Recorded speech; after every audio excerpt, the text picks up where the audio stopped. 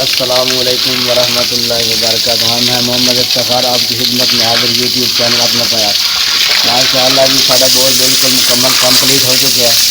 مگر کسی پانی دیکھتے تھے بہت میٹھا اور بہت پریشر دار پانی اللہ نے دیتا ہے.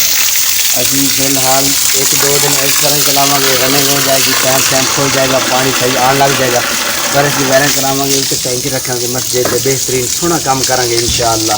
ایک دو ٹوٹی باہر لاواں گے لوگ پین گے انشاءاللہ. اسی آج بڑے خوش ہیں اللہ کی نعمت ویچ کے اللہ کی نعمت میں ویچ کے اللہ کا شکر ادا نہیں کر سکتے لیکن پھر بھی رب کا شکر ادا کریں گے. اللہ کی نعمت کا سارے استعمال کرتے ہیں لیکن شکر ادا بہت کام کرنے ہیں. کسی بھی ویڈیو دیکھتے پہ ہو تو اللہ کا نعمت کا شکر ادا کریا کرو.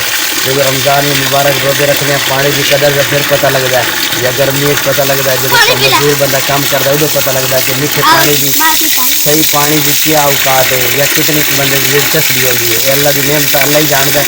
باقی اسی شکر ادا نہیں کرتے الحمدللہ سن الحمدللہ. اسی ایک قطرے کا بھی شکر ادا کر سکتے.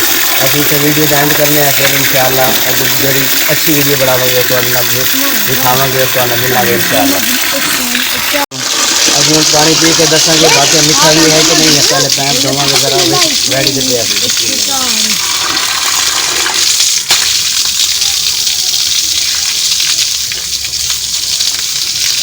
ماشاء اللہ الگ کوالٹی کا پانی 400 فٹ ڈونگا پانی آ رہا ہے.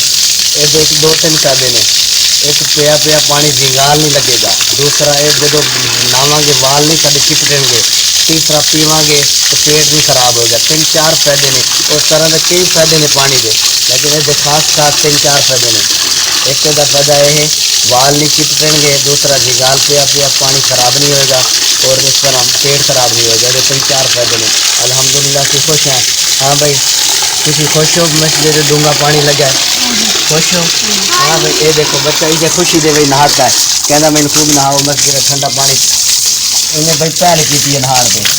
تو باقی الحمدللہ اسی ہوں ٹوٹیاں لواواں گے تو وی آئی پی ٹینکی رکھاں گے سونا کام مسجد کا کراواں گے الحمدللہ. باقی دکھاواں گے. السلام علیکم تایا کیا حال ہے سناؤ تایا خوش ہو. کتنی عمر ہوئی ہے تایا تھوڑی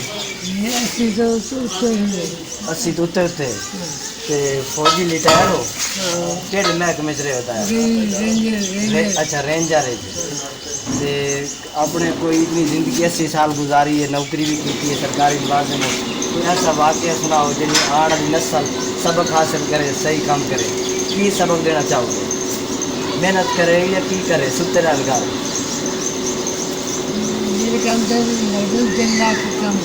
یعنی جیڑا ایک کام پکا پھاڑ لین انہوں آخر تک کری جان.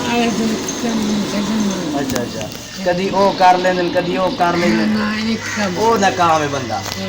تسی یعنی کہ رینجر رہی ہو ساری عمر مثال کے طور ہوں بیٹھے بٹھایا کتنی پینشن ملتی ہے 24,000 روپیہ.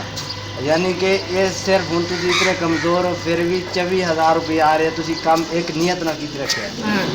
یعنی کہ لو جی تائے دی تسی گال سنی ہے ماشاء اللہ 80 سال اتنے اتنے عمر دساں ڈین وہ کہہ رہے ہیں اسی فوج بھرتی ہوئے ہیں فوج دی نیت نال نوکری کی ریٹائر ہو کے آئے بیٹھے نے.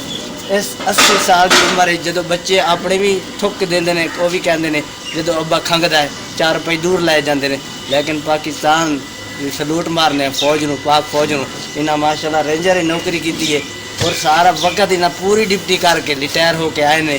پھر انہیں دکان بھی بنائی ہے پھر بھی انہیں اپنے ولوں محنت کی ہے. لیکن آج کہہ رہے ہیں جیڑا کام بھی کرو توڑ منزل تک پہنچاؤ صحیح کام کرو گے کامیاب ہو جاؤ گے. انہوں نے بھی محنت کی آج بیٹھے بٹھایا 24,000 روپیہ الحمدللہ انہوں نے پینشن آ رہی ہے. انشاءاللہ اسی ہوں تمہیں ہور ملاواں گے. ساری اج مسجد بور ہو رہی ہے وہ بھی دکھاواں گے کس طرح ہو رہی ہے کس طرح کرن ڈے نے وہ تو ماحول دکھاواں گے. استاد جی رات دے بور کریں دے پہ تے کی بنیا ہے 110 فٹ ہو گیا جی 110 راتی 300 تے ہن 110. ہاں یہ دو بندے دے نالے بننے دو دے ہول بناں گے تے 300 ہو جائے گا. اے کی بنائے کھڑے دیسی ماحول بوتل کپ کے کوک دیسی بورا نہیں ہوندا جی نہیں تے کوک والے دی بھی مت ماری جاندے کوک دی بوتل ہے. یہ پیپ نہیں نکلن ڈیا جڑا وڈا پیپ ہے. ہاں جی اے کڈنا چاہندے ہو یہ کڈنا چاہنے جی صحیح ہے.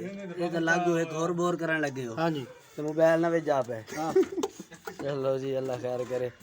جی تھوڑی ہوں محنت نو سلام ہے تو ہوں شکنجی پلانے آئے ہاں جی پیو گے उसके लिए भी ढक दो ठंडी होए गरम होए गरम बहुत गरम फिर बोतल कपी सही जे अल्लाह भाई जी वेखो जी माहौल फस गए ने जिथे जी खस मिट्टी सी कैब नहीं निकलन डया है अल्लाह खैर करे हुण भी खाने फिर माहौल